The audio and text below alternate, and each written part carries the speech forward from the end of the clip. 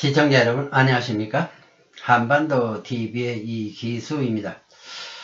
오늘은 4월 21일 오후입니다. 오늘 주제는 정당 내의 독재 종식, 정당 내 독재 종식에 대해서 좀 문제 제기를 합니다.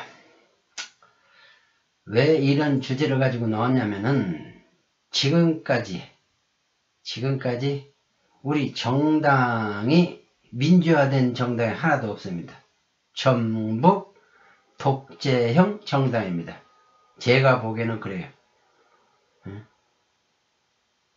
독재형 정당입니다. 그래서 민주화 정당으로 탈바꿈하기 위해서는 첫째로 의결의 민주화가 이루어져요. 의결의 민주화. 의결의 민주화가 이루어져요.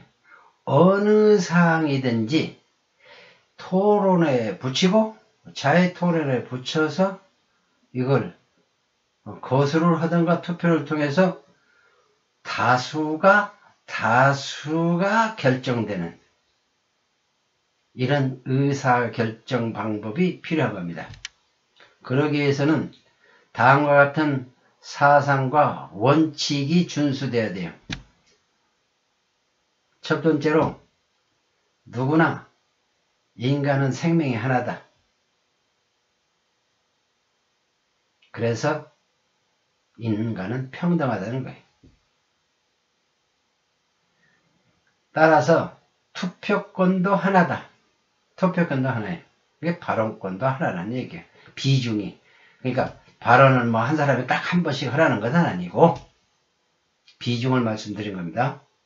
그래서 이런 사상을 기준 삼아서 다수결의 원칙으로 의사결정하는 것이 합리적인 방식이에요. 이렇게 되면은 잡음이 일어날 수 없습니다.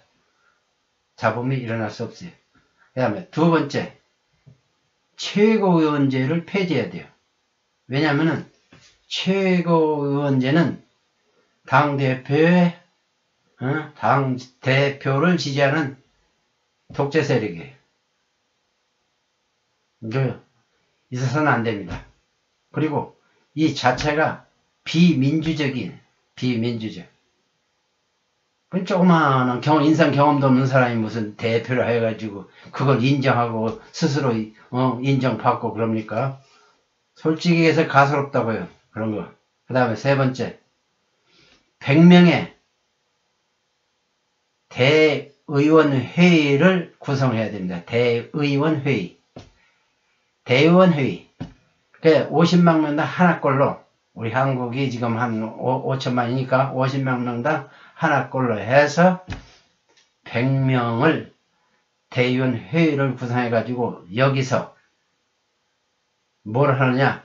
첫 번째로 모든 사항을 여기서 결정하는 거예요. 여기서 모든 사항을.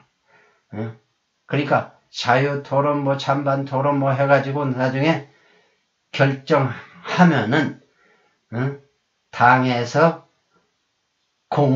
그러니까 당에서 결정한 사항이고 결론이니까 그걸 당원들은 준수해야 돼요. 지원을 해야 되고 찬동을 해야 되고. 그 다음에 모든 문제는 아까 말씀드렸듯이 자유토론에 붙이고 토론이 끝난 다음에 다수결의 원칙에 의해서 그 사안을 결정하는 겁니다. 왜냐면 다 자유토론을 하고 다수결의 원칙을 결정하니까 누가 불만이 있어요.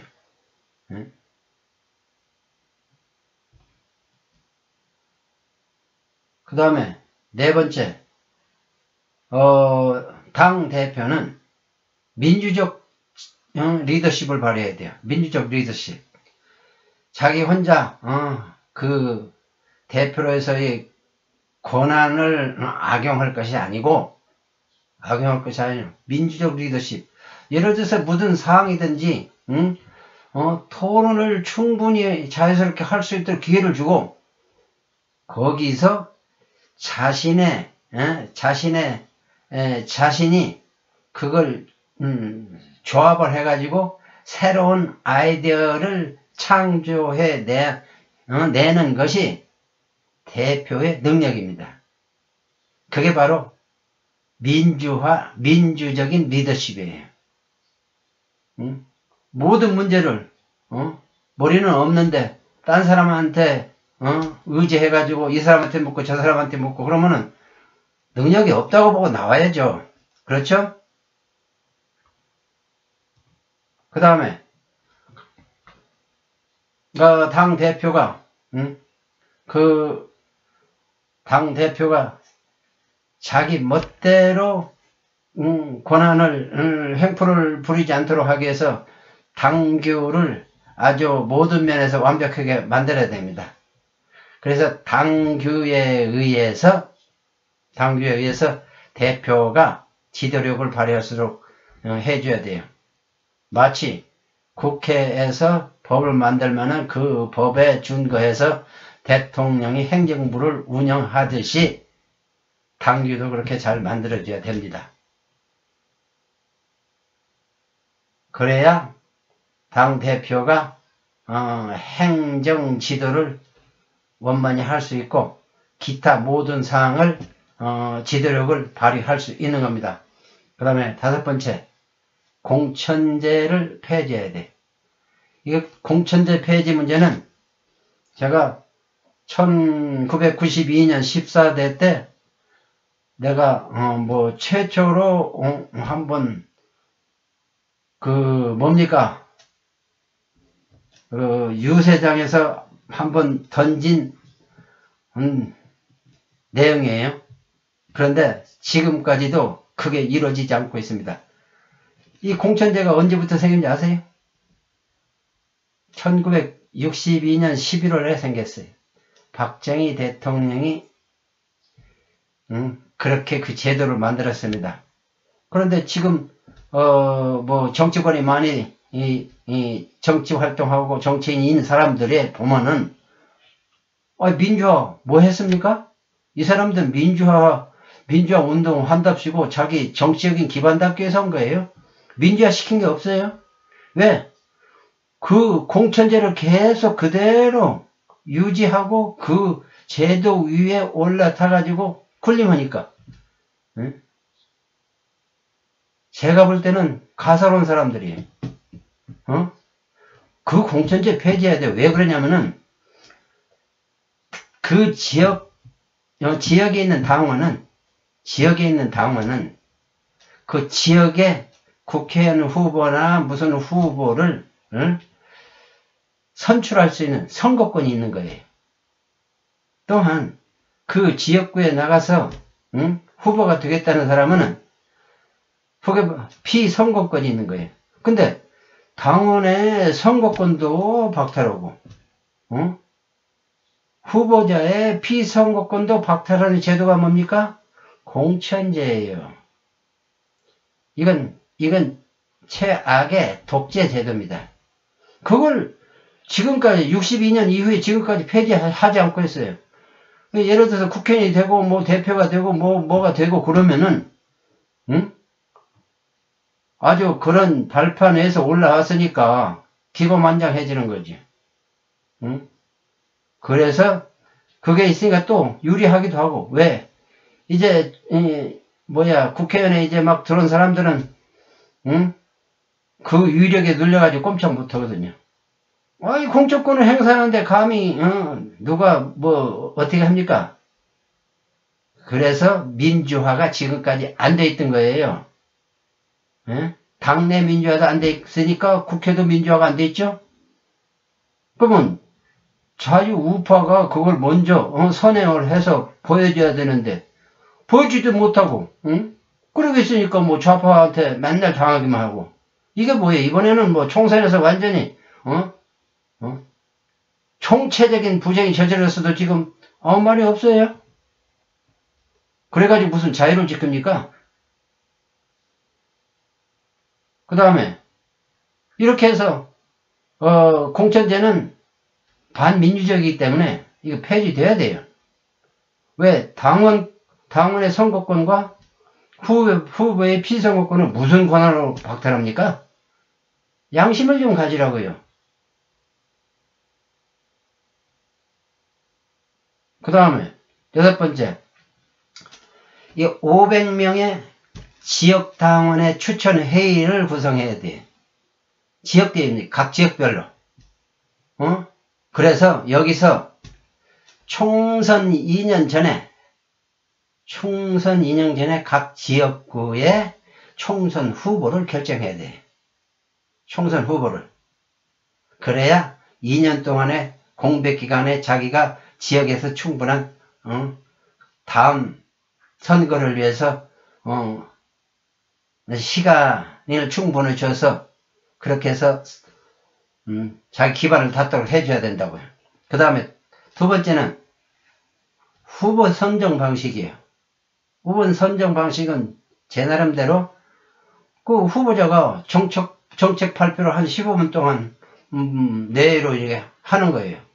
예를 들어 2명 있으면 2명 다 하고 3명 있으면 3명 다 하고 그러면은 나중에 7명으로 구성된 공개 질의팀이 그 후보자한테 정책 발표 내용이나 그 외의 내용도 질의를 해서 답변을 받고 그러면은 500명의 추천회의 의원들이 다 보고 있을 거 아니에요. 응? 거기서 누가 유능하다는 것을 확인할 수 있잖아요. 응? 그리고 나서 이제 투표에 붙이는 거예요. 여기서도 보통, 비밀, 평등, 직접 선거를 통해서 선출을 하면 되는 겁니다. 그 다음에 7번째, 긴급 현안에 대한 대책 회의가 있어요. 한 국가에서는 항상 언제 긴급 사항이 나타날지 모르니까 그런 사항에 대해서 아주 신속히 대처할 수 있도록 긴급 현안에 대한 대책 회의를 준비해 놔야 돼요. 그러니까 그 현안이 국방면이 될 수 있고 외교면이 될 수 있고 경제면이 될 수 있고 어떤 면이 될지 모르죠. 그 현안이란 게. 그러면은 그 현안에 따라서 당내 현안의 전문가, 그 다음에 당외의 현안의 전문가, 그 다음에 그 현안에 대한 유경험자, 그 다음에 특별히 창안력이 있는 사람들 이렇게 모아가지고 대책회의에서 해결을 하는 겁니다. 그 다음에 8번째, 제가 생각하는 표현의 자유를 상당히 당내에서 구속을 많이 해요. 지난번에는 어느 당 대표가 위에서 누가 이제 무슨 말을 하니까 손가락으로 이렇게 X 표시를 딱 하는데 그러니까 위에서 말하는 사람이 말을 중지해 버리더라고. 이게 바로 폭거예요. 이게 바로 권력 남용이고. 아니 대한민국 헌법에 표현의 자유가 있잖아요. 그러면 남을 해치지 않는, 남을 해치는 거하고 어떤 부분에 대해서 문제가 이제 있는 것을 예를 들어서 문제가 있는 걸 좀 확대 해석해 가지고 비난하는 거, 그런 것도 사실은 문제거리가 안 되는 거예요. 아주 진짜 문제거리가 될 때는 거기서 이제 당 대표가 임기응변이라는 게 이럴 때 필요한 겁니다. 임기응변으로서 한마디로 해서 전 국민이 아이까지 그건 별거 아니로구만, 당에서 다 하겠지, 이런 식으로 해결을 해야지. 한마디 해가지고 뭡니까, 윤리위원회 해가지고 징계를 주거나 무슨 그 제명을 시키거나 이런 쫄쫄이 운영 방법이 어디 있습니까? 그러면 안 돼요. 이거 폭거예요. 그러면 안 돼요. 그 다음에 9번째, 당원 윤리를 준수시켜야 됩니다. 서면으로 준수시켜야 돼요. 그래서 당원은 당규와 정강과 윤리사항을 준수하도록 서면 선서를 받아요. 그 다음에 당선자는 대의원회의, 100명이 모이는 대의원회의에서 윤리 준수 선서를 해야 되고, 헌법 수호 및 준수 선서를 해야 됩니다. 그렇게 해서 선서를 받아요. 여기다 더 붙여서 다른 선서도 받을 수 있겠죠. 그 다음에 당내 국회의원 회의, 이거 원내 회의라고 그러죠. 이 회의에서는 모든 입법 현안, 그 다음에 또 정책 토론, 그 다음에 긴급 현안, 그 다음에 대정부 질의, 기타 필요한 사항을 자유 토론해서 문제를 해결할 수 있도록 해줘야 돼요. 이렇게 했을 때 소위 자긍심을 갖는 민주화 정당이라고 할 수 있는 겁니다. 민주화 정당, 민주정당. 여러분들 국회의원 4선, 5선, 6선 하는 것까지 좋은데 민주화된 의식을 가지고 민주화 리더십을 발휘하라 이겁니다. 제가 볼 때는 그 민주화 리더십을 발휘하기는 너무나 멀리 있어요. 그래서 시청자 여러분이나 국민들, 제 말씀은 상당히 앞선 이야기입니다. 앞선 얘기예요. 또 첨언하자면은 민주화가 제일 잘 되어 있는 나라가 미국입니다. 일종의 샘플 전형적인 민주화가 된 나라예요. 양당 체제죠.